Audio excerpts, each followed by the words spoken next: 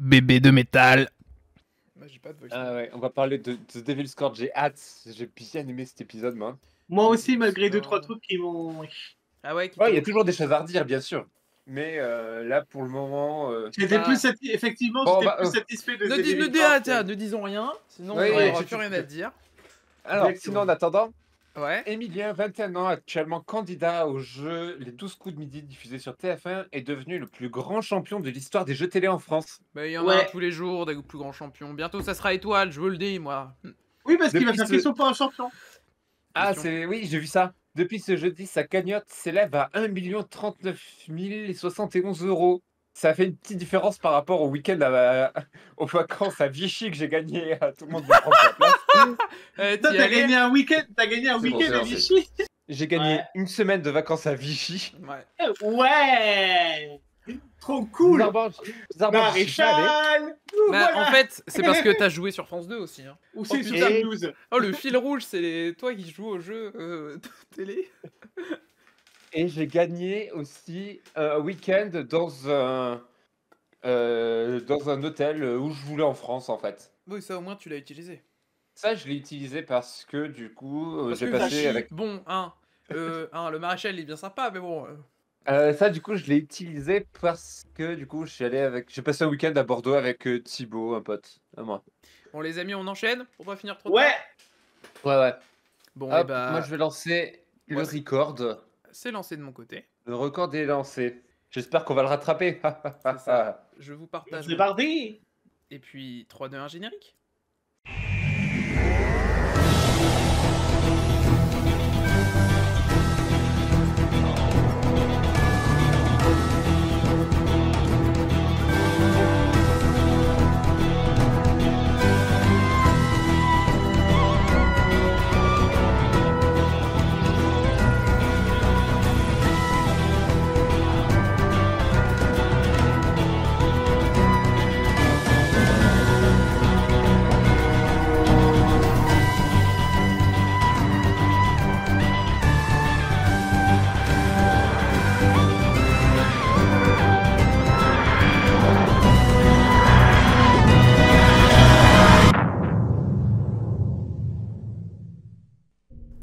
Et bonjour, bonjour tout le monde, bonjour les copains.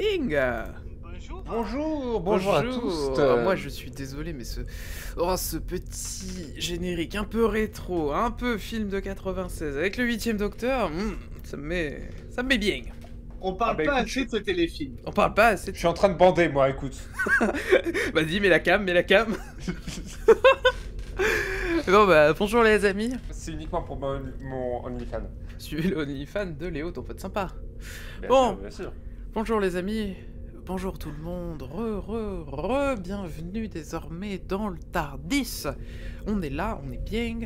Aujourd'hui on va parler d'un épisode dont on parle depuis le tout premier épisode de ce podcast, qui est The Devil Cord, l'accord du diable.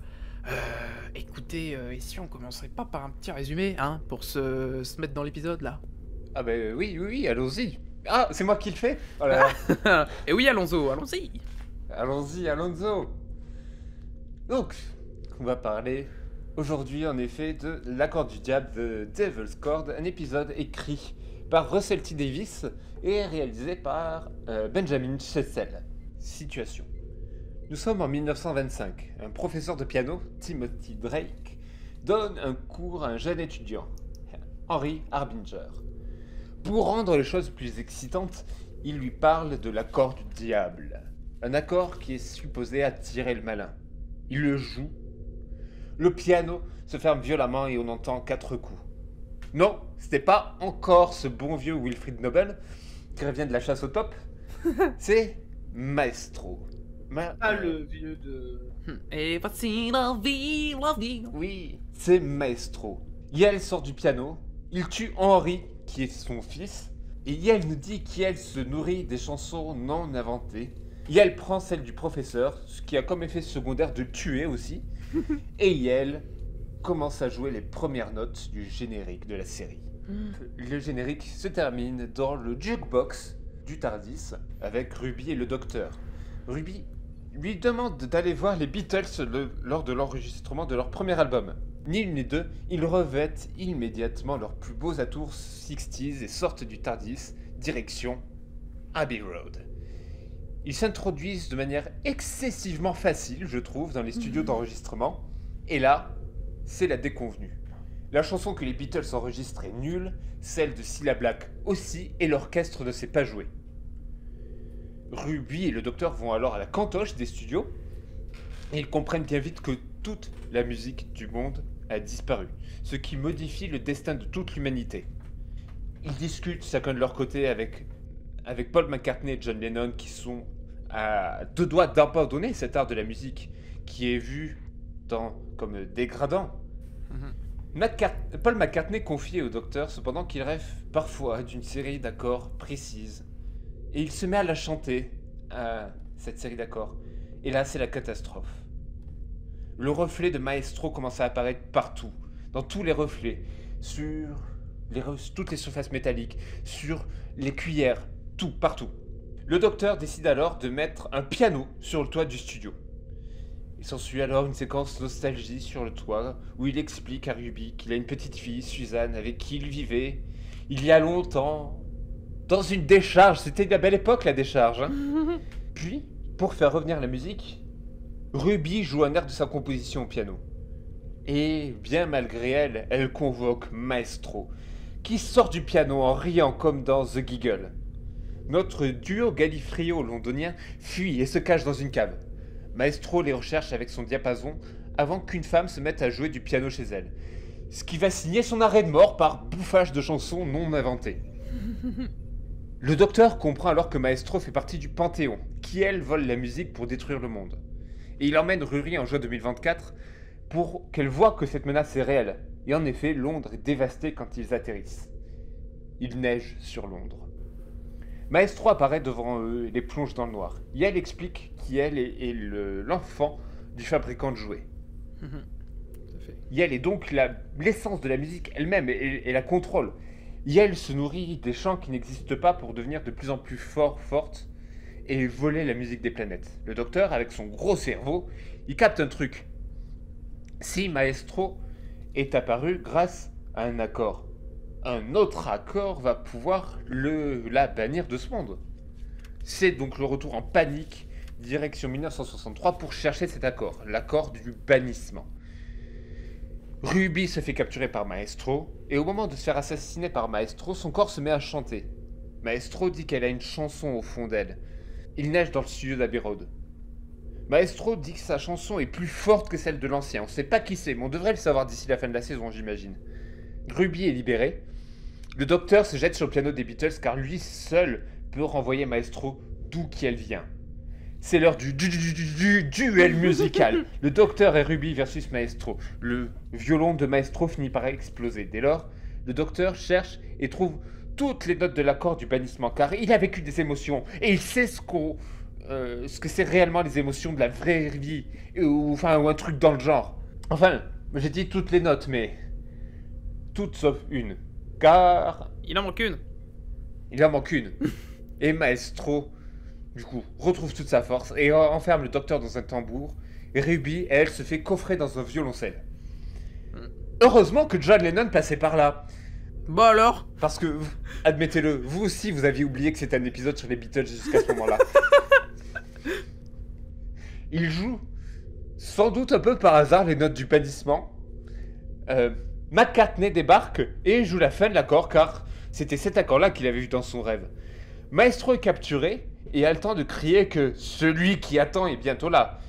J'imagine que ça aussi, on saura un peu plus ce que c'est à la fin de la saison. Tintintin. Et Maestro capturé, tout revient à la normale, la musique est revenue dans le monde, tout le monde chante et danse sous la pluie, mais il y a toujours un twist à la fin. On aperçoit assez rapidement Harry Harbinger dans l'encadrement d'une porte. Le docteur et Ruby dansent sur le passage clouté comme Tom Hanks dans Big, puis retour dans le TARDIS pour partir pour d'autres aventures. C'est beau. Bah oui, c'est beau. Merci beaucoup Léo, de nous avoir résumé tout cela. Mais de rien, de rien. Il n'y avait pas une fausse note dans ton résumé. Oh, quelle plume celui-là. Ah non, tout y était. Arrêtez de vous sucer là. Oh la vache. Bon, trêve de galéjade. Bah alors les Oui. copains, vous avez bien aimé? On vient comparer à l'épisode de Space Babies, c'est dur de dire non. C'est dur de dire non. Je suis d'accord. Je suis d'accord. Non, vraiment, j'étais assez satisfait de l'épisode. Vraiment, pour moi, le point fort, c'est le personnage de Maestro, qui est incroyable de frayeur, qui m'a beaucoup rappelé Pennywise dans ça. Ouais, tout à fait. Ouais. Il y a un truc de clown, ouais. Le comparatif avec... Bon, ça mange très peu de pain, hein, de faire un comparatif. Hein. Très très peu. Oui, voilà, mais la manière d'introduire son personnage à toujours se démembrer, désarticuler, à sortir du piano, en fait, Ouais. m'a Oui. beaucoup rappelé ce Gritsu et sa manière d'apparaître un peu n'importe comment, voilà. Et en soi, l'épisode, allez, donc j'ai beaucoup aimé cet aspect-là. On développe beaucoup le lore, du coup, Au moins de la saison, hein. de la saison et de The Giggle. Parce Ouais. que du coup, on apprend que c'est l'enfant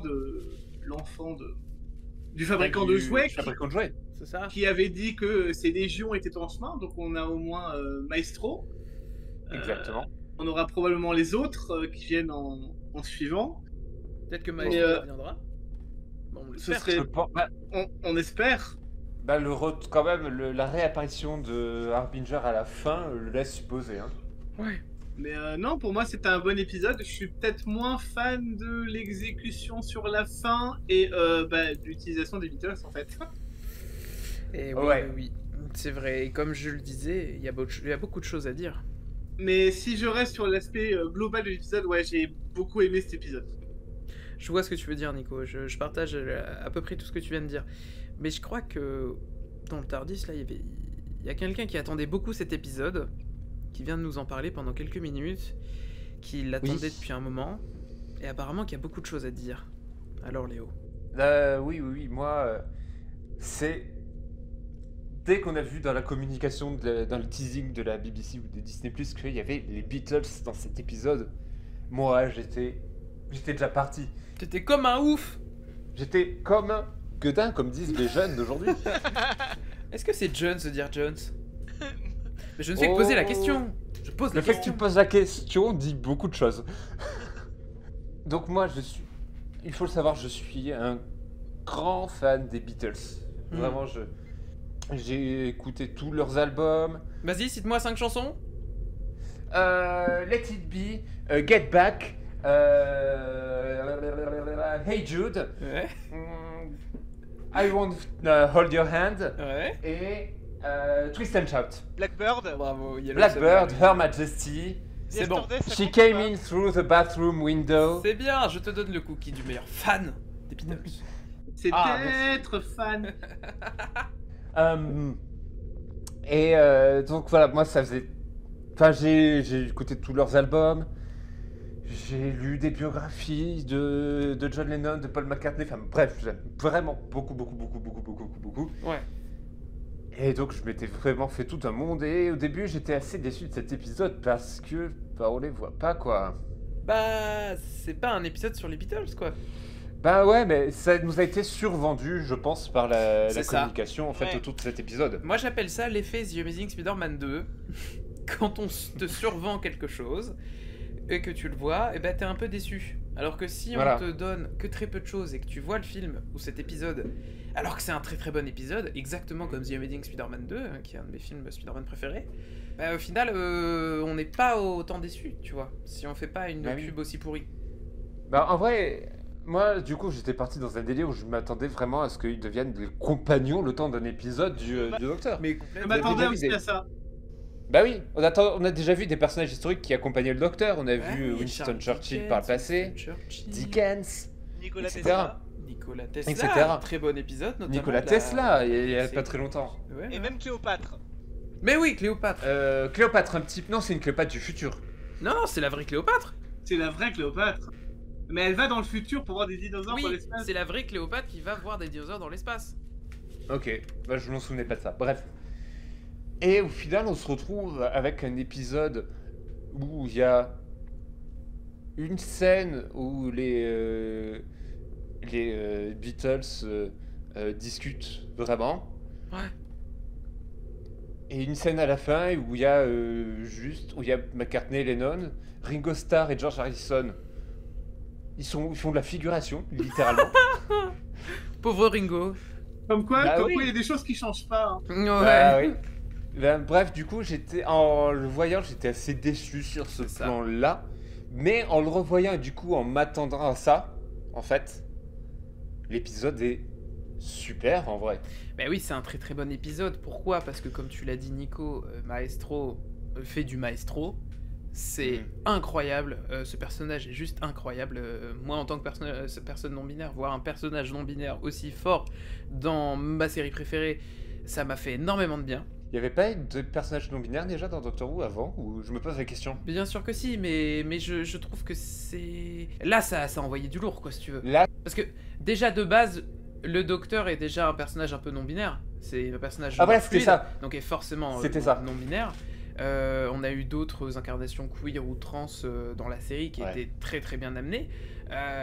Mais je suis pas sûr qu'on ait déjà eu un antagoniste non-binaire. Tu vois? Non. Et là, Non, non. Maestro fait peur. En fait, c'était vraiment Oui. plus un épisode sur Maestro. Ce qui est vraiment dommage, je sais pas si vous le savez les amis, c'est que malheureusement la BBC n'a pas eu les droits des chansons des Beatles pour cet épisode. Je Parce que sais, trop c'est- cher. Ça coûtait trop Exactement. cher. C'est Et... pour ça que du coup, on a une fausse chanson en fait, en gros. Ouais, on a une fausse chanson au Après- début quoi. Après, Ouais. honnêtement, c'est pas si grave parce que finalement, on est dans une temporalité où les Beatles n'ont encore pas enregistré de premier album et du coup Mais- n'ont pas fait de musique. C'est pas Mais si c'est ça. grave finalement de pas en avoir. Et du Mais coup... c'est ça, mais en fait, c'est l'astuce qu'a trouvé. Pardon, excuse-moi, je t'ai coupé. Non, t'inquiète pas, je voulais C'est dire le- exactement la même chose. C'est l'astuce qu'a trouvé la BBC parce que n'avait pas les droits. Mais je suis quand même un chouï déçu parce que quitte à créer une vraie chanson... mais Autant en faire une vraie. Pourquoi c'est pas eux qui font une vraie chanson à la fin et on les voit sur scène? Notamment. Mais oui. En fait, ils sont trop Bah, secondaires. L'aspect Non, comédie en fait- musicale de la dernière scène m'a un peu sorti de l'épisode. C'est dommage parce qu'il est hyper Moi- bien réalisé, c'est juste qu'il tombe un peu comme un cheveu sur la soupe, je trouve. Mais en fait, j'ai l'impression que c'est un peu une sorte d'hommage au film des années 60 où souvent ça se terminait par une chanson alors qu'il y avait sans vraiment de raccord collégiale. avec l'autre. Ah, je comprends, ok.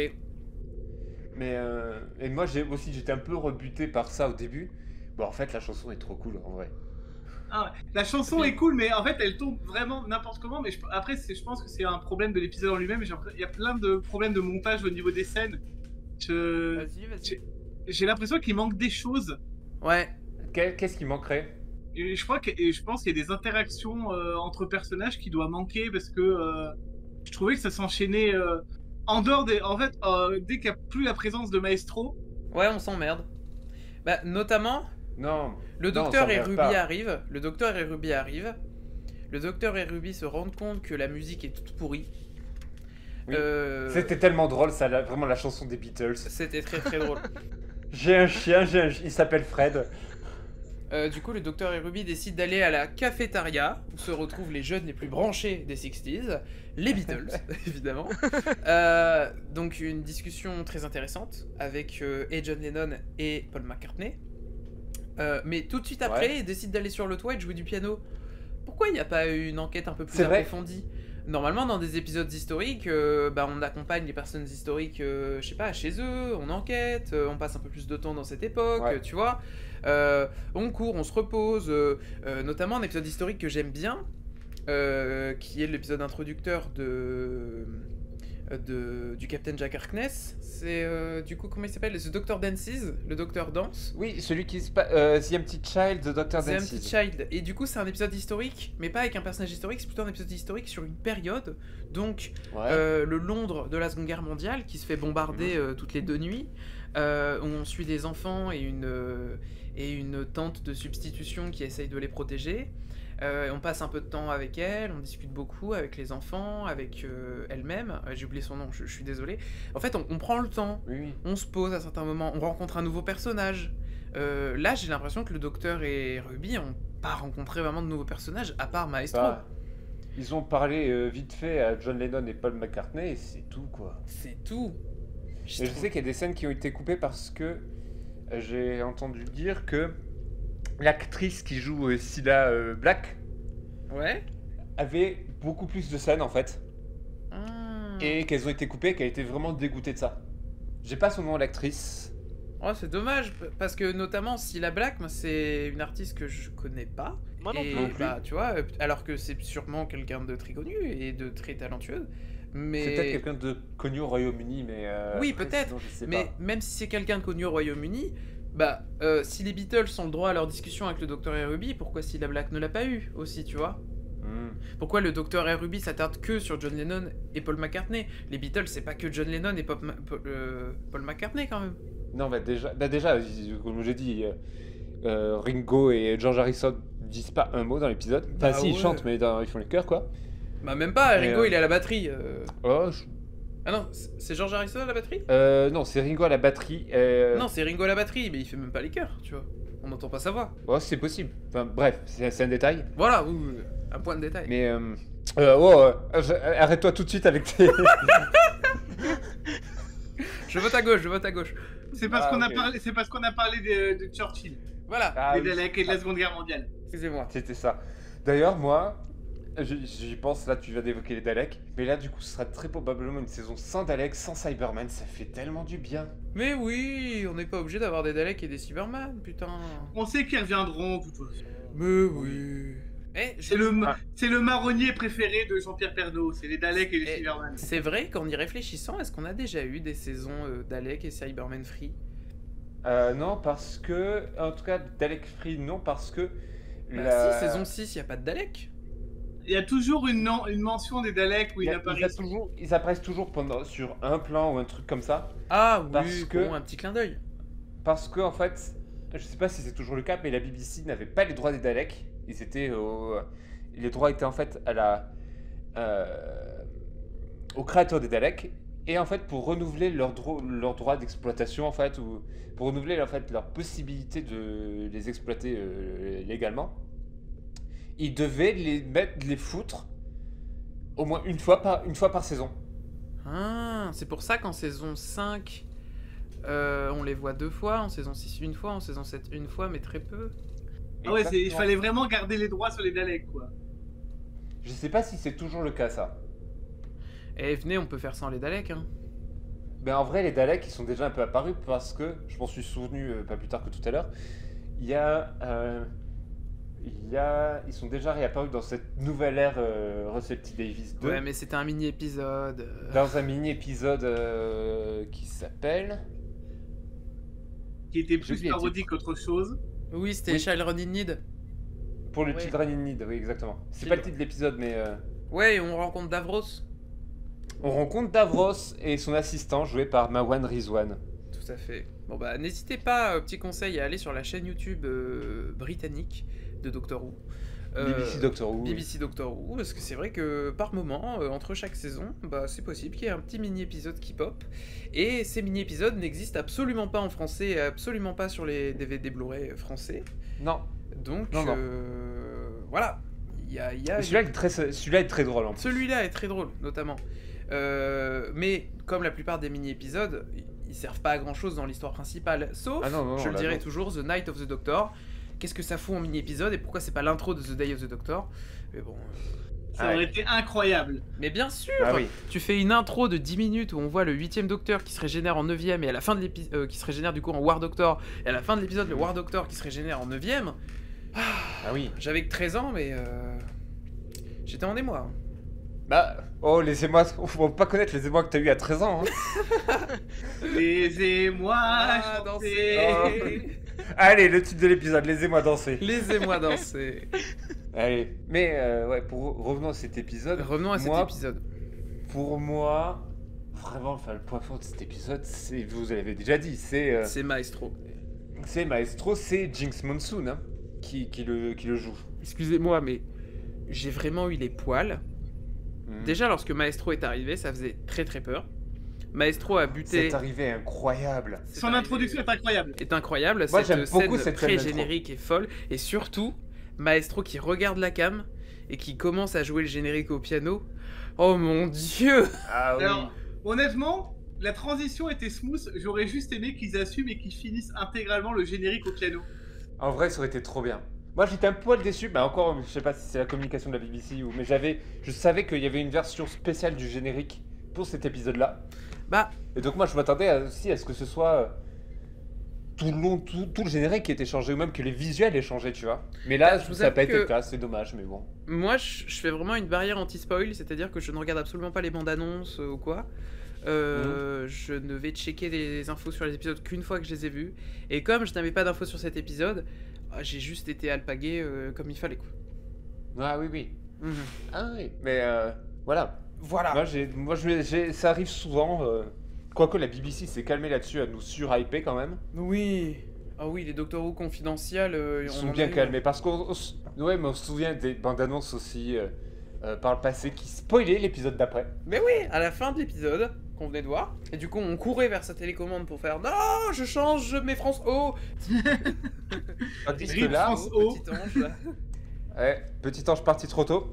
Bienvenue Culture Box, qu'on ne regarde jamais, Ouais, c'est dommage ouais. alors que ça a l'air bien. Non, c'est France 4.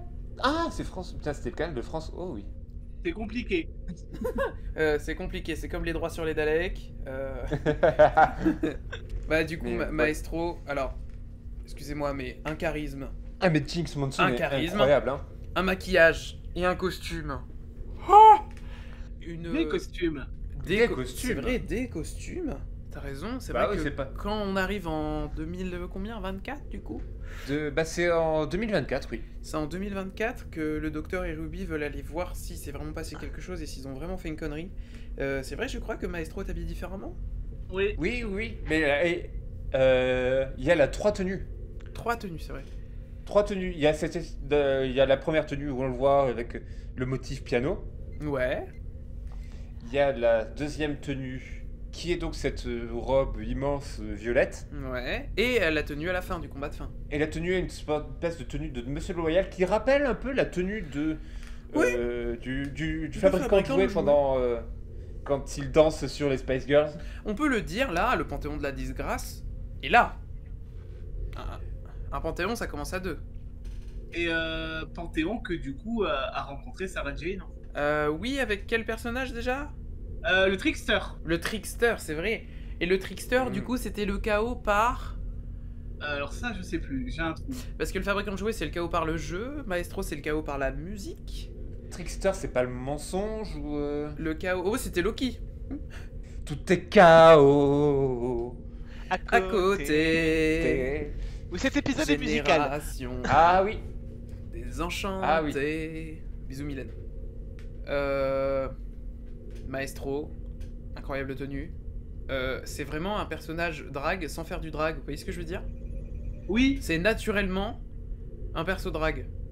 Mais du coup, alors, je ne sais pas si tu sais, mais l'actrice qui joue Maestro Ouais, s'appelle Jinx Monsoon d'accord. et c'est une drag queen qui a participé à RuPaul's Drag Race aux États-Unis. Putain, je savais pas parce que c'est vrai que j'ai pas mal de lacunes en Drag Race. Je n'ai aucune connaissance, donc sur ce point-là, je ne Je- pourrais pas vous aider. Je vais voir assez fréquemment des spectacles de drague, mais plus amateurs, tu vois, plus alors, pas amateurs, hein, parce que c'est quand même de très grande qualité. Je veux dire, Underground, dans des moi- endroits chelous. non, moins médiatisé, notamment à Lille où j'habite. Et c'est vrai que je savais absolument pas, mais putain, je vois ces tenues, ça donne envie. Hein. Et je comprends pourquoi, du coup. Au moins, ce qui est bien, c'est que c'est exactement ce qu'on disait, du coup, dans les épisodes des 60 ans. Si vous voulez un personnage trans, prenez une personne trans. Si vous voulez un personnage drague, bah prenez une personne qui fait du drag.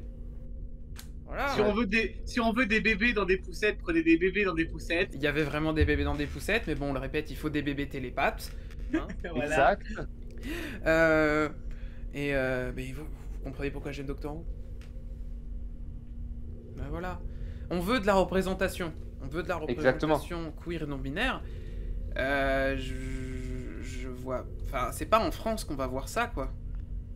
Déjà, on n'a pas de série de science-fiction à ce niveau-là, de toute façon. Alors, oui, de toute façon. Mais on a plein de séries. C'est vrai que la France, c'est une usine à séries. Mais on est loin, hein. On est une usine à téléfilms, on est très loin des représentations queer dignes de ce nom. On est encore à faire des films de merde, il et elle, à expliquer que quand une personne est trans, elle est obligée de faire une transition physique et médicale. C'est des conneries, faut arrêter de dire ça, et la France est trop vieille, alors que le Royaume-Uni a tout compris en fait. Il faut juste poser les questions aux personnes poser les questions aux personnes pour pouvoir créer des personnages. Voilà, et merci Doctor Who pour ça. Ah oui, oui. Mais Voilà. c'est vrai que nous, enfin en France, là, je vois C'était pas un- de personnages. C'était Après, un j'aurais mini pas coup de trop de gueule. Oh, mais c'est un coup de gueule. Ah bah, on est furax, hein, tu le sais bien. Hein. Mais c'est vrai que là, du coup, j'essaie de chercher si je connais des personnages trans ou. Après, l'Angleterre a eu dans un. En Angleterre, ce qui est bien, c'est que c'est médiatisé. Non, mais l'Angleterre a surtout 3 trains d'avance sur nous. Je veux dire, Ouais, ils ont eu. voire 4. Ils ont Elton John, ils ont eu David Bowie, C'est vrai. ils ont eu Freddie Mercury. C'est ça. Oui. Bon, Nous, j'en ça, passe des meilleurs. nous, ça commence à venir, tu vois. On a des Mm. Chris. Mais ouais, Chris, c'est vrai. Voilà. Mais du coup, en parlant de l'Angleterre, moi, je rebondis un peu sur ma recommandation de l'épisode dernier, où notamment je parlais donc de Taskmaster. Ouais. J'en parle parce que dans l'une des dernières saisons, il y a une, je sais pas comment on dit en vrai. Ouais, l'un, une. Une, d'accord. Lune, dis lune. L'une ou l'un, une. J'ai demandé à l'un une. Ouais, j'ai demandé à l'un une comment qu'il fallait la genrer. Elle m'a dit, j'ai pas l'habitude. Mais ça fait plaisir qu'on demande. Oui, tu voulais dire Taskmaster. Il y avait une des candidates qui a participé est une humoriste qui s'appelle Mae Martin. Ok. Et qui est donc non-binaire. Ouais. Et ça posait aucun problème à personne. C'était même pas un Bien sujet sûr. dans l'émission, quoi. Incroyable. Et sur une chaîne publique. Sur une chaîne, c'était sur Channel 4. Ouais. Donc Oh. c'est une chaîne publique, mais Oui, c'est un peu comme le France 4 en France, tu vois. c'est une chaîne publique, mais financée par la pub. Bref. Oui, bah What oui, je comprends. Oui. D'accord. C'est pas- Et, oui, et du coup, Taskmaster, c'est un truc qui fonctionne de ouf au Royaume-Uni. Ouais, En prime time, tu vois, et ça posait aucun problème à personne. bah oui. Ben moi, notamment en France, d'autres représentations trans ou non-binaires, je pense notamment peut-être à Loutre-Rotignon, mais qui n'a Ah, peut-être je pensais à Yel. ouais, qui n'a pas forcément à lui, qui n'a pas forcément la médiatisation requise, mais il y a peut-être aussi Mariko, qui était la première maire de France transgenre, qui est la maire de Thilloy-les-Marchiennes, une ville dans le Nord-Pas-de-Calais, et chaque fois qu'elle passait à la télé, c'était un débat, quoi, un Ouais. enfer, alors que c'était en 2022, tu vois. Bah oui. Bien oui. Non. Voilà. Mais là, du coup, mais à vrai dire, il faut dire que Russell T Davies, il a une histoire aussi, enfin, d'être Bien assez sûr. pionnier sur ces questions-là, C'est de fou. genre. Ben, c'était lui qui avait fait It's a Sin. Oui, It's a Sin, It's a Sin, Mais- très très bonne série. très très bonne série, en effet, Parce avec que- déjà Neil Patrick Harris. Avec Neil Patrick Harris, parce que Russell T Davies est ouvertement gay, si je me trompe pas. Oui, complètement. Et il le montre, il l'avait même déjà montré en 2005 avec, avec le Jack. personnage de Jack Harkness. Oui. et en plus, ça compte pas vraiment parce que Jack Harkness a été créé par Steven Moffat. Oui, mais c'était dans la même ère. Alors C'est certes, bien, créé oui, par mais Steven c'est dans Moffat, mais, excusez-moi, le premier baiser homosexuel de Doctor Who, c'était le Docteur avec Jack Harkness, et c'était Mais dans un le Docteur. épisode écrit par Russell T Davies. Oui. Le tout dernier épisode de la ah saison bon 1. Ah, il s'embrasse là. Bah oui, Jack. Il veut l'embrasse, dire- il l'embrasse avant de partir, oui. Oui, Jack, il veut dire au revoir à ses amis, il embrasse Rose et il embrasse le docteur. Qu'est-ce qu'il pécho le docteur dans cet épisode parce qu'il embrasse Jack et Rose. Quel gros baiser. Bah excuse-moi, mais en plus de 2000 ans, et si on suit la vraie timeline, ça serait plus de 3000 ans, c'est juste qu'il a oublié une bonne partie. Ça a du baiser. Ah, oui. Historiquement, d'après ses conquêtes, oui. Oui. Bah, en vrai. D'ailleurs, en parlant de ça, j'attends vraiment l'épisode avec Houdini. Hein. Ah oui, on en avait pas parlé, mais c'est vrai qu'il a passé un été torride avec Houdini. Oui. Mais on Et c'est sait pas que la première fois qu'il cite Houdini, donc.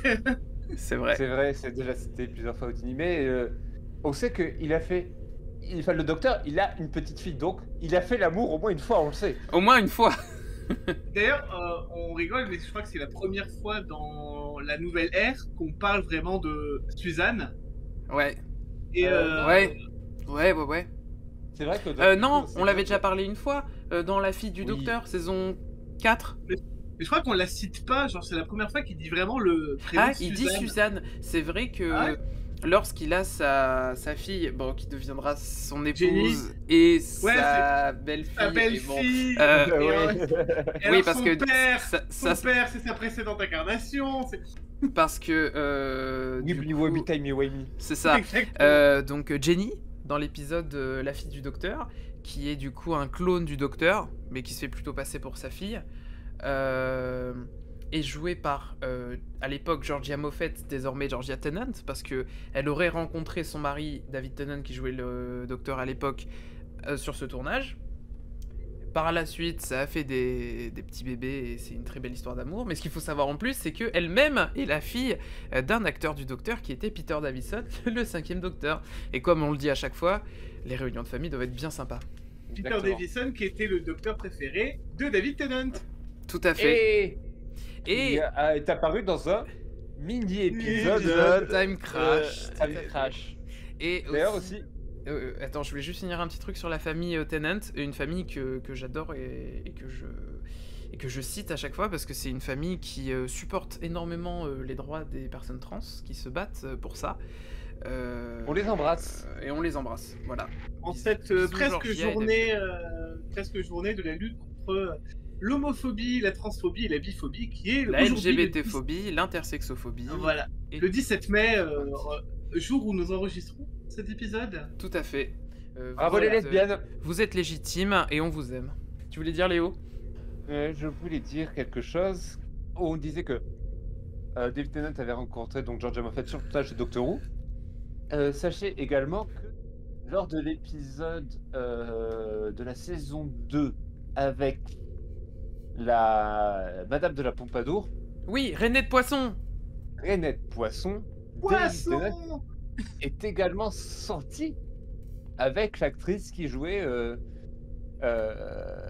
Renette. C'est vrai, ça a été sa petite amie. Eh bien, David Tennant, gros baiser également. Ce gros baiser. Faut dire ça à Michael Sheen. Faut dire ça à Michael Sheen. Et en vrai, les mecs, je suis en train de revoir Staged. Ça Ouais, faisait oui. très longtemps que je l'avais pas vu depuis le confinement. C'est vraiment très très bien. c'est très rigolo. Alors, je le cite là parce que c'est pas ma recommandation culturelle, mais c'est vrai que la série Stage disponible sur le BBC iPlayer fut un temps sur ma canal. On espère que ça va revenir. Ouais. Très très bonne série méta qui se passe pendant le confinement, tournée avec Zoom. Allez voir Oui. ça. Tu l'as vu toi, cette série Staged? Non, je n'ai toujours pas eu cette chance de la voir, alors que je sais qu'elle est facilement trouvable. Très Mais bien. je suis une feignasse.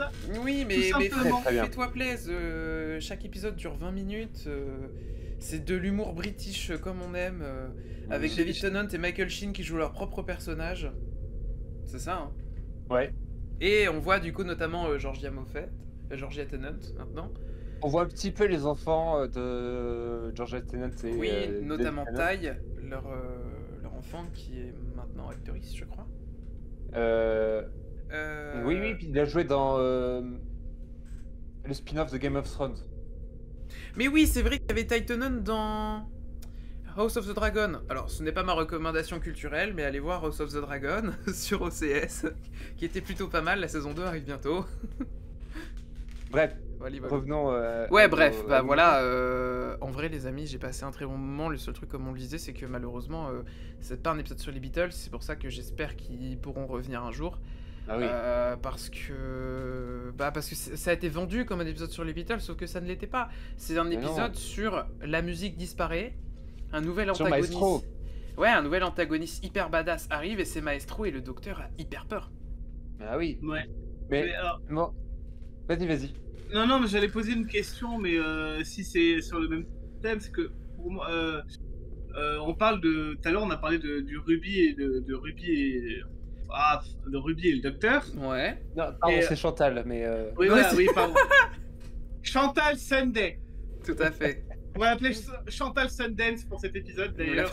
hein, Waouh. Oh. Festival de Chantal Sundance. Voilà. Vous avez vu, j'ai esquivé l'accent québécois. C'était Oui, pas oui, loin. Il y avait un petit peu d'érable dans ta voix. Voilà, c'était un mi-québécois, mi-belge. Vas-y. Je sais plus où je voulais en venir. Qu'est-ce que je voulais dire, moi Ah les enfants merde, Chantal et Euh, le docteur. Oui, on parlait de. Dans l'épisode précédent, on parlait de la temporalité de quand est-ce qu'il revenait par rapport à combien de temps s'était écoulé pour le docteur Quand Ouais. on savait pas par rapport à son énergie régénérative avec le papillon.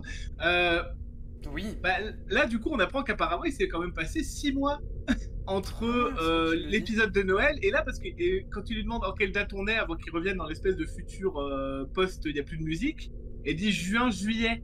Ça fait 6 mois, donc, sauf qu'il s'est pas passé 6 mois dans cet épisode, enfin, dans la série.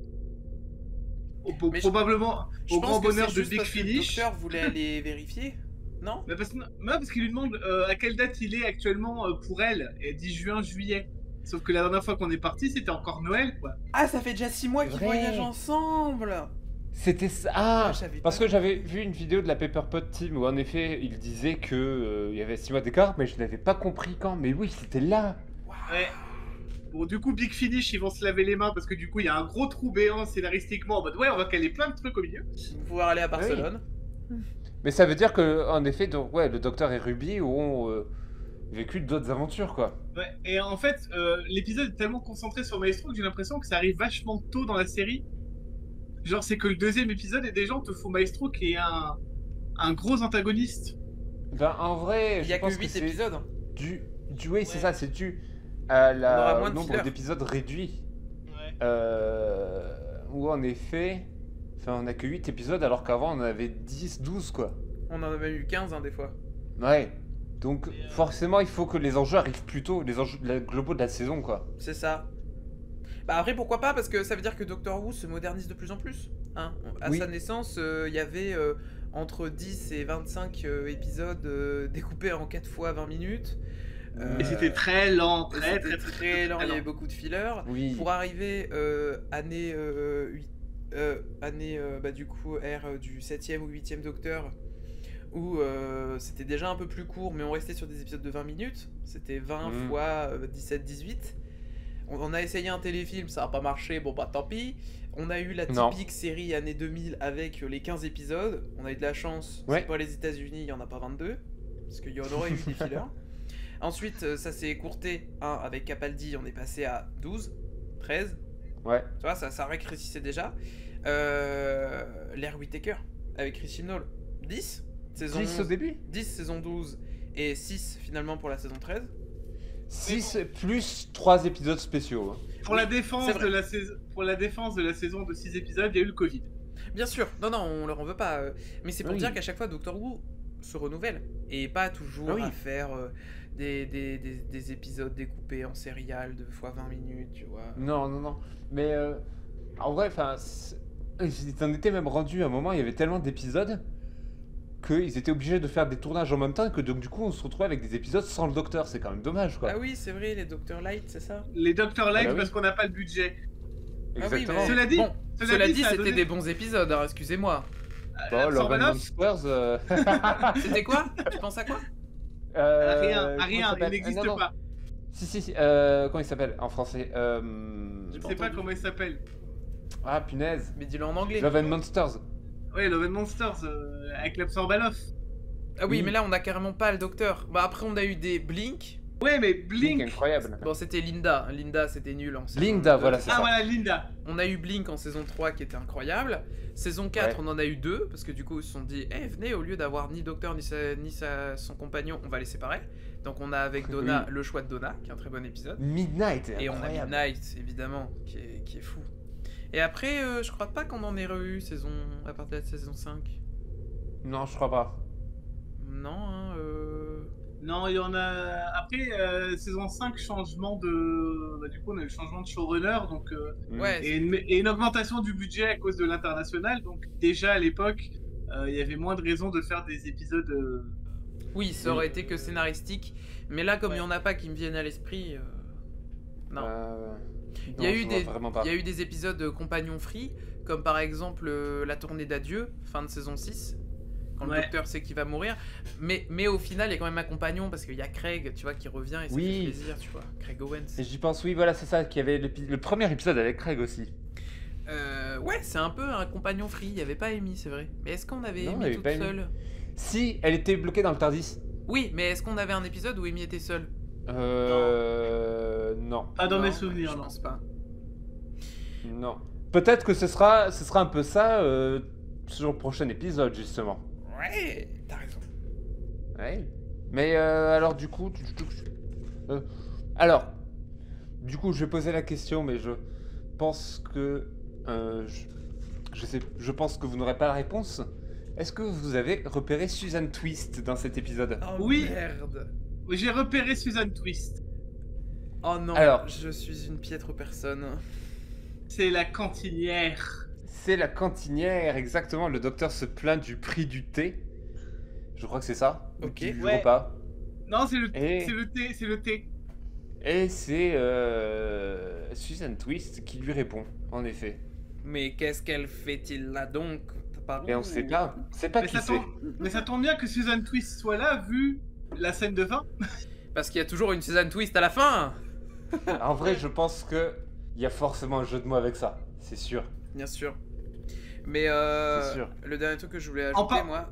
En parlant de Spotted, vite fait, Ouais. avez-vous Spotted le caméo de quelqu'un dans la scène de... Oui, je l'ai. La scène Tu de l'as danse. Oui. Bien sûr. Alors, moi, je pense l'avoir aussi, mais je suis pas sûr de savoir de. Vas-y, teste, Léo. Eh ben, c'est parce que moi j'ai une information. Je sais pas si on parle du coup des mêmes personnes. C'est que les deux personnes avec qui le docteur et Ruby dansent, ce sont. J'ai pas noté leur nom. Ce Des sont danseurs de danse avec les stars. Des danseurs de danse de la version anglaise de Danse avec les De stars. Strictly Come Dancing. Exactement. Alors, c'était pas ça que je pensais, même si je savais cette info, mais je me disais qu'elle est pas hyper intéressante, Je- sauf pour moi qui regarde la version anglaise de Strictly. Ouais, je vois sur le wiki, c'est Shirley Ballas et Johannes Radebi. Je crois que c'est ça. Et Radé, oui, je sais pas. Oui, c'était moi. Du coup, j'avais cette info là. Si, je l'ai l'autre. Ah, Je l'ai. vas-y. Le pianiste. Le pianiste, oui. Est-ce que tu sais qui est le pianiste, Robbie? Eh bah, si je me trompe pas, c'est Murray Gold himself. Exact, oui. Mais Ce oui, génie musical. elle avait reconnu. Excusez-moi, Ah mais oui. moi, à chaque fois que je dois passer un examen ou que je me sens pas bien, je me mets un petit Shepherd's Boy et ça va mieux. Hein. Voilà, et tous les soirs, je prie et je mets un petit cierge à l'église à côté de chez moi pour Cette avoir... phrase, Attends, je pour me mets un petit Shepherd's Boy. Je me mets un petit Shepherd's Boy dans le petit et je prie pour avoir enfin la BO de la saison 10, qui est ma saison préférée, qui n'est toujours pas sortie. Non, moi j'attends que There's Always a Twist in the End sorte sur les plateformes. Ah Oh, ça va on arriver. va se la mettre dans la bagnole là. Ah ouais. Ah ça, je peux te dire qu'on va se la mettre. Hein. Ah, on va se la mettre. Avec le petit garçon du berger. Avec le petit garçon du berger. C'est ce qui sera possiblement le titre de cet épisode. Le petit garçon du berger. On va se la mettre avec le petit garçon du berger. C'est un peu long. C'est un peu long. C'est un peu long. C'est ce qu'il a dit aussi. Oh non. Oh. Nous tergiversons les amis. Pardon, il est tard. Est-ce que vous Il est voulez tard. ajouter une dernière petite chose avant qu'on aille faire dodo pour notre part? Je regarde dans mes notes. Ouh, si, il y avait une très belle scène dont on n'a pas parlé. Et la scène justement où Ruby joue de la musique. On parlait de Ouais. Murray Gold il y a quelques instants. Mais oui. La musique est magnifique. Mais oui, elle a écrit cette musique pour son amie, la chanteuse du Oui. groupe. Exactement, qui s'appelle Trudy. On se posait la question dans un épisode précédent. On l'a maintenant. On l'a. Et très très beau. Et puis du coup, avec toutes les personnes qui sortent à la fenêtre, Ouais. oh c'est quoi ça? Oh mon dieu, c'est bien. Et si moi aussi je jouais du piano? Oh non, maestro, je meurs. Je trouve qu'il y a Elle jouait vraiment... du piano debout et elle en est morte. Ah. Je trouve qu'en vrai, dans cet épisode, il y a beaucoup de scènes qui sont très, très marquantes. Même le docteur qui fuit et qui crée une résonance Oui. avec sa télécommande sonique. Avec cet effet, justement, où les bruits sont très très atténués, elle est incroyable C'est cette vrai. scène. Et puis, Il y a aucun son. Faudrait que je revoie cette scène avec un casque notamment, tu vois, c'est peut-être la réduction de bruit optimale. et également le plan avec, ok, un très gros plan justement où Jinx Monsoon met son diapason dans la flaque d'eau avec Oh, les gouttelettes qui bougent au ralenti, Oh. c'est incroyable. Non mais le budget, hein. On n'arrêtera pas de le dire. Hein. Mais il y a de... Oui, vas-y, pardon. Non, Nico. non, vas-y, finis ta phrase. Mais j'allais partir sur une autre scène, donc du coup, si tu as Alors, autre chose à Non, dire... c'était probablement une autre scène, mais vous avez remarqué quel est le plan complet donc de Maestro quand même? C'est de voler la planète, la musique des planètes, Music of the ça fait- Sphere, ouais, qu'on avait ça déjà fait entendu référence. précédemment. Ah ouais? Et oui, avec Oui. les Wood. C'est la musique, Music of the Sphere, c'est la musique que crée le mouvement des planètes. Excusez-moi, mais ça fait longtemps qu'on n'a pas vu les Hoods. Oui. Serait peut-être le moment qu'on a un petit peu peur des Wood qui se mettent à avoir les yeux rouges soudainement. C'est ça. Oh, les Hoods qui seraient les sous-fifres de Maestro. C'est Excusez-moi. ça, c'est en fait les légions du du fabricant de jouets, c'est des Wood. C'est des Hoods. J'écris tout de suite une lettre à Russell T. Davis. Les Wood, c'est les Ah, il va Mystères recevoir du Mystiques courrier. C'est les de Misfits. Doctor Who. Ah oui, Ah, c'est dans les Rick et Charlie's Morty. Angels. C'est les Maestros Angels. Bonjour les filles, bonjour Charlie. Non, ça marche pas. Eh oui, les filles. Non. Bonjour maestro. Ah bah. Non. Dis Maestro, comment on fait pour respirer? Il y a aussi une autre scène qui pour moi est très marquante. C'est celle où on apprend en fait l'origine story de Maestro en fait, qui est très forte en vrai. Avec la projection sur le mur? Avec la projection, ouais, un peu comme s'ils étaient sur une scène. C'est vrai. Et du coup, c'est un duel de... J'ai l'impression que c'est un peu du slam à ce moment-là, tu vois. C'est un duel d'éloquence à ce moment-là. Oui, Oui, Il y a déjà une il y a un peu confrontation. ça. Le docteur arrête de fuir. Bah, normal, Oui. hein, tu veux aller où? bah il a l'air terrorisé quand même. Oui, oui, bien évidemment, mais du coup, il remonte ses petites manches et il fait qu'est-ce qu'il peut, hein, tu vois. Mais c'est vrai que là, on a un docteur qui est déjà beaucoup plus ouvert que les précédents. Ouais. Parce que vraiment, on se souvient de Jodie Whittaker, c'était je parle pas de mes trucs, je parle pas de mon histoire, machin, c'est J'ai pas de trauma. je n'ai pas de trauma, tout va bien. Tandis que lui, il est vraiment très en paix avec ça en fait. Dès le départ, il dit à tout le monde son nom. Oui, Ok. c'est un peu bizarre d'ailleurs ça. Le docteur?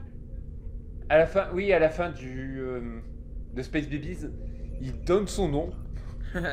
Alors que nous, on a eu toute une saison avec Steven Moffat. C'est un secret, je ne peux pas dire mon nom, même à River. Ah, mais non, mais c'est normal qu'ils le disent au bébé. Il le dit pas au bébé. Bah, attends, j'ai pas compris ce que t'as dit du coup. Il le dit à la famille de Ruby. Il leur a donné son nom? Oui. Bah alors, c'est ça où il a donné son nom du docteur, mais ce serait bizarre, mais parce que vraiment, Non, ça pas- fait. Il dit My name was. Enfin, il donne pas. Il dit My name was, mais nous, on n'entend pas la suite en fait en tant que spectateur. Ah, mais il donne peut-être pas son vrai nom. Son ancien pseudo avant le docteur. Il peut-être. donne un autre titre, Peut-être. le professeur, le gardien, un truc comme ça, non? Le Valéyard. Le Valeyard, tout à fait. J'aimerais tellement que le Valéyard revienne. Ce serait drôle que ce soit un des cavaliers de l'Apocalypse. Le Seigneur des rêves. Le Seigneur des rêves Ah. en cavalier de l'Apocalypse, hein. En vrai, il y a un truc de fou à faire avec Le Seigneur des rêves. le Seigneur des Rêves. Hein. Qui serait toujours habillé comme le 11e docteur. Ça serait très Oui. très drôle. Ce serait Attends. très très drôle. Et moi ici, il y avait un point que je voulais évoquer avec vous. Tous les cassages de quatrième mur dans cet épisode. Oh, y a que ça, quel plaisir. On est chez Quentin Dupieux ou... Mais Y a pas que Maestro, y a même le docteur. Est-ce que le docteur Mais aurait des même le pouvoirs docteur le fait. surnaturels? Parce que tu sais, Robbie, il regarde la caméra. Y a toujours un twist à la fin. et oui, il y a même le moment où Ruby se fait capturer Ouais. et le docteur, et donc du coup on entend sa musique et le docteur dit oh je pensais que c'était non diégétique, et t'es là mais quoi? C'est très très drôle. Et du coup, tu sais que j'ai dû mettre pause et expliquer à ma soeur ce que ça voulait dire diégétique. Et après, elle a compris. Alors, Ah est-ce oui. que tu peux expliquer à nos auditeurs, spectateurs, spectatrices, auditrices, C'est ce vrai. qu'est Alors, une musique diégétique. Alors, diégétique, c'est quelque chose qui appartient à la diégèse. Et du coup, la diégèse, c'est l'histoire interne d'une œuvre. C'est-à-dire que si jamais nous étions dans une fiction et qu'on se parle, nous, on peut s'entendre. Si vous, auditorice du podcast, vous étiez en train de parler, on ne peut pas vous entendre parce qu'on est dans la fiction. Tu vois? Mais si on brise le quatrième mur parce qu'on est un personnage omniscient, on va pouvoir vous entendre, comme fait le docteur à ce moment-là. Donc ça, c'est être dans la diégèse. Et du coup, ça marche énormément avec la musique, parce que souvent, j'en ai parlé dans notre premier épisode, des effets clips, ça peut démarrer par une chanson qui commence au piano ou qui commence à être jouée par quelqu'un. et qui est entendu par tout le monde, avant que nous, spectateurs, on continue de l'entendre comme il se doit, alors qu'il y a plein de cuts, il y a plein de changements de temporalité. La musique, elle devient du coup extra-diégétique, elle sort de l'histoire. Et du coup, quand j'étais en études de cinéma, j'avais appris que la musique extra-diégétique, elle était opposée à la musique qu'on appelait, à l'époque du début du cinéma, la musique de fausse. Non, c'est l'inverse. Ah, que je me trompe pas. Je crois qu'une musique... Et c'est un ratage pour cette explication. Non, c'est pas grave. En fait, je vais juste expliquer que... Parce que vous voyez, à l'époque, dans les premiers films diffusés au cinéma, il n'y avait pas de son. La musique et les bruitages étaient faits en direct dans le cinéma par des bruiteuses ou par un orchestre. Et du coup, on appelait ça de la musique de fausse, parce que c'est de la musique qui était entendue que par le public et pas par les personnages. D'accord. Voilà. Bon, c'était peut-être un peu long. Désolé. Pour simplifier. Oui, simplifie. La musique diégétique, c'est la musique que les personnages peuvent entendre. La non diégétique, c'est celle qu'ils n'entendent pas. Écoutez, je suis un Shadowk. Pourquoi faire simple quand on peut faire compliqué? Par exemple, du coup, je donne un exemple. Là, le moment où le maestro se met à chanter ses relations avec son père, avec le fabricant de jouets. Oui. Le docteur l'entend, Ruby l'entend. C'est ça. de la musique diégétique. J'ai un exemple, si tu veux, d'extra-diégétique. Vas-y. Lorsque Maestro commence à jouer le thème de Doctor Who, c'est extra-diégétique. Parce que c'est pour accompagner l'œuvre. Maestro a conscience d'être dans une série. Ah oui. Un peu comme les Deadpool dans les comics. Non, moi j'allais dire que justement ce passage-là, ce moment où Yel joue les 4 premières notes, c'est diégétique. Et ensuite, au moment où le générique commence, ça devient extra-diégétique. Bah, c'est à la limite pour moi, t'as raison, c'est à la fois diégétique et extra-diégétique, parce que forcément les autres personnes, s'il y a quelqu'un d'autre dans la salle, l'entendraient, mais Maestro ne joue pas pour cette autre personne. Elle joue pour nous, tu vois. Oui, il joue Yel pour le spectateur en fait. C'est pour ça. Donc, et du coup, ce qui était fou, c'est que le docteur arrive à le faire. Et qu'ils disent « Oh non, mais je croyais que c'était extra-diégétique !» Mais oui, c'est ça. Mais à vrai dire, des cassages de quatrième mur par le docteur avant, il n'y en a pas beaucoup. J'ai un exemple. J'ai 2 exemples en tête, moi. Vas-y, moi j'arrive pas trop à en trouver. Dans la saison, je crois que c'était la saison 9, où il y a une scène pré-générique où il explique comment ça s'appelle déjà. Le paradoxe. Un paradoxe, je sais plus quoi. Le paradoxe de la symphonie. Oui, c'était ça. Paradoxe de Beethoven. Et l'autre exemple que je voyais, c'est au tout début de The Star Beast. Le moment où on a le docteur qui nous parle devant un fond d'écran Windows. Ouais. Qui nous remet en place les enjeux de la saison 4. C'est vrai. Et du coup, c'est pas le paradoxe de Beethoven, c'est en fait le paradoxe de l'écrivain, ou la boucle de causalité. Ah voilà, c'était ça. Et en fait, le paradoxe de l'écrivain, c'est lorsque, imaginons que vous êtes quelqu'un qui voyage dans le temps, vous êtes très fan de Beethoven, comme l'était le docteur, et vous arrivez devant Beethoven pour faire signer la 4e symphonie, sauf que Beethoven n'avait pas encore composé la 4e symphonie, il ne l'avait jamais lu, et en lisant ce papier, a l'idée de le reproduire. Donc du coup, c'est le paradoxe de l'écrivain, parce que qui a vraiment écrit ce texte? Oui. On sait pas. Ah oui. Mais du coup, tous ces brisages de 4e mur, en fait, c'est toujours des personnages aux capacités extraordinaires qui les ont, en fait. Enfin, là, pour le moment, on a le fabricant de jouets. Maestro qui le fait. Ouais. On a le docteur qui le fait. Ce qui pourrait vouloir dire que Mrs. Flood est un personnage du Panthéon aussi, quoi. Eh ben oui, c'est pour ça. Ça nous confirme peut-être cette théorie-là. Ça nous confirme pas encore, mais ça nous pousse vers celle-là. Ah oui. Et est-ce que le docteur, au final, ne serait pas quelqu'un qui vient d'autre part de notre univers?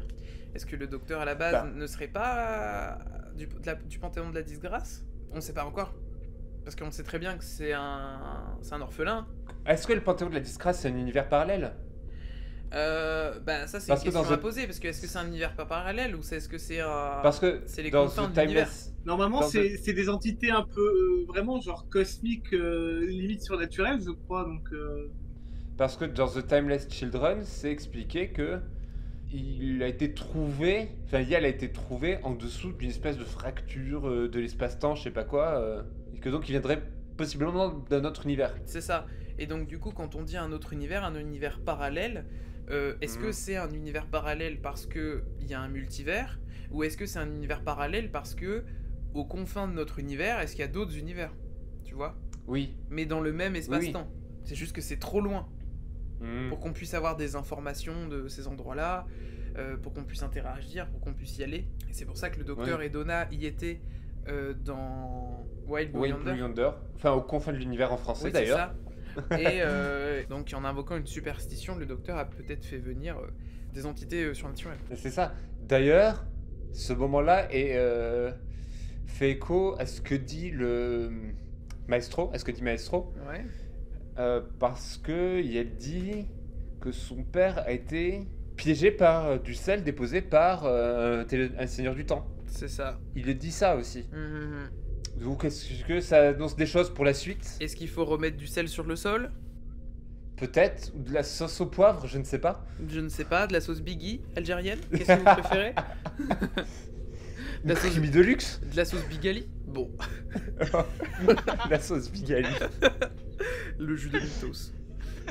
Je sens que ce matin va être une pure soirée. Let's go! Surtout pour Robbie demain matin. Ouais, je dois me lever très tôt. C'est vrai. Bon les amis, on va conclure. Oui. Bon on a parlé pendant un bon moment de cet épisode qui était plutôt plaisant, hein, comme on l'a répété à plusieurs moments. C'était un très bon épisode. C'était un très bon épisode. Pour moi, pour le moment, c'est le top 1 de cette ère de Russell T. Davies 2. Hein. Ouais, je suis d'accord. Peut-être top 1 Russell T. Davies 2. Parce que Maestro, on a fait que le répéter. Jinx Monsoon. Incroyable. Parce qu'on a passé un hyper bon moment. Nico, tu veux dire un dernier truc? Non, j'étais d'accord avec vous. Eh ben Nico est d'accord avec nous, c'est parfait. Ah ouais, c'est vraiment Jinx Monsoon qui carry l'épisode. Ah ouais, sur ces deux épaules là. Shooty Gatois et Mel Gibson sont très bons. Mais oui, ah oui, c'est vrai que voilà, on a pinaillé sur quelque chose, notamment sur la promo de cet épisode. Ou le fait sur les Beatles, quoi. Voilà, parce que il y avait pas les Beatles, mais il y avait le Docteur, Ruby et Maestro qui étaient bien là. Ouais. Donc, le prochain épisode, ce sera Boom. Boom badaboom. Boom badaboom. I want you in my room. I want you in my room. Écrit par Russell T. Davies. Non, Steven Moffat. Je refais, écrit par Steven Moffat, dirigé par Julianne Robinson, qui avait déjà réalisé du coup Space Babies. Exact. Qui est la deuxième fois qu'elle réalise un épisode. Donc on n'a pas encore une idée bien précise de son style. On verra ça la prochaine fois. Mais du coup, quelles sont vos attentes pour cet épisode, les copains? Le retour de Steven Moffat quand même.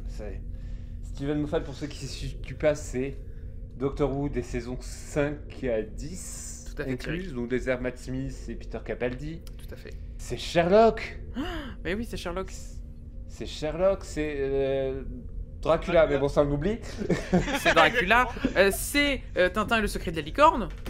C'est vrai, c'est lui qui le scénarise. Il est scénariste. Entre autres. Donc, on sait que c'est quelqu'un qui a des très bonnes idées de base pour les scénarios. Des très bons dialogues aussi. Bien sûr, de très bons dialogues. Parce que saison 8, il y a eu quelques faux bons. Mais là, il y a eu quelques faux bons, il y a eu des trucs pas ouf. Mais c'est normal, quand tu dois tenir les baraques pendant presque 10 ans, c'est compliqué de faire que du bien. Mais là, si on lui demande de venir pour 1 ou 2 épisodes, ça peut être Gucci. Mais je crois que... Exactement, parce qu'on se souvient dans la solaire Russell T. Davies 1... il a pondu les meilleurs épisodes. Il a pondu les meilleurs épisodes. Il a écrit The Doctor Dances. Oui. Introduction de Captain Jack Harkness. Oui, incroyable. Saison 2, La cheminée des temps. La poissonnière, là. Ouais, Rainette Poisson. La cheminée des temps. L'USS Madame de Pompadour. Saison 3, Blink. Blink, qui reste l'un des épisodes les plus marquants de Doctor Who, même si après Les Anges Pleureurs, c'est devenu un peu n'importe quoi. C'est vrai. Et est-ce qu'il en a écrit d'autres en saison 4? Oui. Oui, ah oui, mais bien sûr, il a écrit... Silence in the Library. Mais oui, River Song. C'est ça. Et The End of Time, le final de David Tennant, qu'il a coécrit avec Russell T. Davies. Ah oui, parce qu'il a coécrit... Il a coécrit parce que Ben si. Il a coécrit parce que je pense qu'il a dû écrire la scène de post-génération, exactement. Je crois qu'il a participé du coup sur le 2e épisode, qui est le dernier.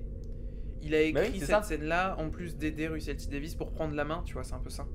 Il y a eu un passage de relais. Tout à fait. Et par la suite, il a écrit 4 épisodes en saison 5, 5 en saison 6, 7 en saison 7. Et après, il avait trop de boulot. Bah ouais, il a écrit Ouais. les 2 spéciaux de 50 ans, qui sont quand même 2 films hyper longs. Il a écrit 7 épisodes en saison 8, 8 en Avec, saison 9. en parallèle, avec Sherlock en parallèle Sherlock aussi. à faire, Ça excusez-moi. s'est un peu ressenti aussi d'ailleurs. Voilà. Ouais. Donc du coup, j'ai une anecdote concernant The Crimson Horror, ou l'horreur écarlate en français. Ouais. Non, c'est le cauchemar écarlate. Le cauchemar écarlate. Il aurait en fait découvert vraiment cet épisode à sa diffusion, parce qu'il était tellement occupé par Sherlock à ce moment-là qu'il a complètement délaissé cet épisode. Et pourtant, il est bien, hein. C'est pas le meilleur, je trouve. Mais il y a quand Ouais, même, c'est il y a toujours quand un même peu Dame bizarre. Diana Rigg dedans. C'est vrai, et Oui. il y a Vastra, Jenny et Strax qui sont très très bons. Et puis surtout, Steven Moffat, je conclurai avec ça. Steven Moffat, quand il bossait sur Doctor Who en tant que showrunner, il n'était pas que auteur. Excusez-moi, mais il a été producteur exécutif d'une bonne 50aine d'épisodes. Je Et pense. c'est ça. Donc, C'est ce que j'allais dire aussi. en plus d'être auteur des épisodes, fallait être là sur les tournages et diriger les comédiens aides. Excuse-moi, t'as le droit de faire un burn-out. Mais alors si je me trompe pas, je vais dire ça de mémoire, mais boum, ce sera le 49e épisode qu'il va écrire. Donc, il écrit Ça pour fait Doctor Who. beaucoup là, non? Ça fait... Et du coup, au prochain épisode, on vous fera un top 10 des gens qui ont le plus écrit pour Doctor Who. Ça va être Russell T Davies, Steven Moffat et peut-être Chris Chibnall.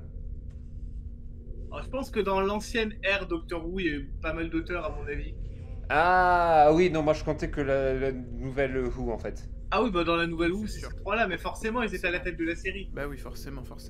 Oui. Bon les amis, on a dit ce dont on a tenté pour les prochains épisodes, on a dit trop de Oui. trucs, c'est vrai, je vois le temps. Du coup, on va passer aux recommandations culturelles. Oui, on Et va aller bien très sûr. très vite. On va aller se Est-ce coucher. qu'on est obligé? Je ne sais pas. Ah, t'en as On pas? va aller- Mais non, t'es pas obligé. Moi j'en ai une. Léo, tu commences? Non, vas-y, moi je fais moi je fais la en dernier, vas-y. Très bien. Les amis, cette semaine, j'ai envie de vous parler d'une auteurice de BD qui est vraiment un exemple pour moi, qui s'appelle Tamos, artiste non-binaire assez jeune, qui est sur le point de sortir sa 2e BD, qui s'appelle Le Chevalier Imberbe. Tamos avait déjà sorti en, que je me trompe pas, 2020, chez Exemplaire Édition, donc maison d'édition qu'on adore ici. Elle avait sorti Genderflou, qui était une BD autobiographique sur le fait de se sentir genderflou comme le titre, hein, c'est-à-dire de ne pas savoir, de se dire putain c'est bizarre, je suis ni un mec ni une meuf, qu'est-ce que je suis? Et du coup, si vous êtes quelqu'un en questionnement, une personne non binaire, trans ou même une personne passionnée par la bande dessinée, je vous conseille cette BD vraiment excellente, qui peut faire penser par certains moments aux idées noires de Franquin, c'est-à-dire en étant un peu cynique, un peu sombre, et à d'autres moments être très joyeux, un peu comme la vie de quelqu'un en pleine dysphorie, en plein questionnement. Voilà, c'était vraiment quelque chose qui m'a énormément touché. Et sa nouvelle BD va bientôt sortir, là, en décembre 2024. N'hésitez pas à aller la précommander sur le site d'Exemplaire. J'en fais la promo parce que c'est quelqu'un que j'aime beaucoup. Et pour une fois, du coup, ça sera une BD fictionnelle. Ce n'est pas du tout quelque chose d'autobiographique. Elle va s'appeler Le Chevalier Imberbe, cette BD, sur l'histoire d'un chevalier que certaines personnes prennent pour un mec, d'autres pour une meuf, et donc apparemment il y aura des petites galéjades au service d'Aliénor d'Aquitaine. Voilà. Donc sur le site directement d'Exemplaire, Tamos, T-A-M-O-S, qui est une BDS que j'aime beaucoup. Voilà, j'espère que vous l'aimerez aussi. Ouais, c'est ça. Apparemment, son nom complet, c'est Tamos le Thermos. Oui, mais c'est parce que ça date. À l'époque, c'était aussi Tamos le mème, parce que c'était quelqu'un qui en dessin reprenait des mèmes, mais c'est Tamos du coup. Ok, très Il y a aussi son nom de famille dont je me souviens pas, mais juste Tamos, vous trouverez forcément Ouais. quoi. Mais donc, ouais, je suis en train de regarder ça, c'est sur. Exemplaire. On peut le précommander sur exemplaire-édition au pluriel.fr. Également, le lien sera dans la description, j'imagine. Tout à fait, Thierry. À Très ton bien. tour, mon Léo. À mon tour, ben moi aussi j'ai une recommandation culturelle qui est, ça va aller très très vite. C'est les frites surgelées de la marque Pomme Bistrot à la graisse de canard. Bah alors, on n'est pas VG ici? Hein? On n'est pas VG? C'est Elles pas étaient- végé. On n'est pas Valérie Giscard d'Estaing? Non, elles étaient bonnes au moins? Elles étaient très bonnes et elles sont pas chères, donc allez-y, prenez-les. On peut les trouver où, que je mette un lien? Et tout est bon, c'est bon surgelé. Moi, je les ai trouvées chez Netto. Chez Netto, ok, ou chez Picard peut-être. Voilà, vous pouvez les faire cuire au four, c'est très simple et c'est très bon. Vas-y, répète pour conclure, Léo. Et je disais, c'est les pommes frites de la marque Pomme Bistrot, POM apostrophe Bistrot. Et c'est donc les frites surgelées à la graisse de canard. Ces recommandations ne sont pas sponsorisées. Non. Excusez-moi. Mais cela dit, s'ils peuvent nous envoyer 2-3 paquets. Et en plus, je sais qui Oui. bosse le con, hein. Parce que pour écrire les résumés, il se casse le cul, hein. Par contre, pour les recommandations culturelles, il en branle pas une. Au Je moins, tiens à dire que j'en ai déjà mangé et c'est vrai qu'elles sont bonnes. Ah. Et Nico Voilà. ne conforte pas dans sa bêtise. Bon bah Nico il en a pas, c'est plus clair, hein, c'est dans le thème. Si, je peux faire une recommandation culinaire. Ah mais très bien, très bien. Non, on va s'arrêter là. On est déjà Ok. en train de partir beaucoup trop loin. On va garer le Tardis. Voilà, on va s'arrêter là. Avant que ça explose. Et oui les amis, on va garer le Tardis et on se retrouvera la semaine prochaine pour Boom. Et on espère qu'il y aura pas de prout cette fois-ci. Oh, aussi, moi j'adore ça, les proutes. Allez, on va s'arrêter. Allez. Tu les préfères dans l'espace ou dans la ville tes proutes? Moi, je les préfère dans ton appart. Avec ou sans graisse de canard? Allez les amis, Avec de la graisse de canard, bien sûr. faut dormir allez. maintenant. Ciao.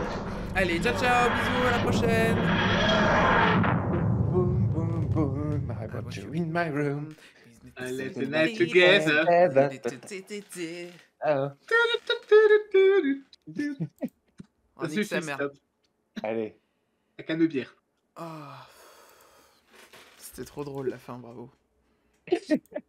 Ah, J'ai vraiment pas consommé grand chose culturellement, donc du coup, je me suis dit, allez, on va faire ça. Mais c'est sûr qu'on tourne beaucoup d'épisodes en même temps. Hein, Je pense oui. que moi, je me suis dit, non, je vais pas en faire une, comme ça, on va finir plus vite. Oh, Non, en tu fait, avais j'allais tellement faire peur. aussi que j'allais me faire des gnocchis parce que j'ai faim.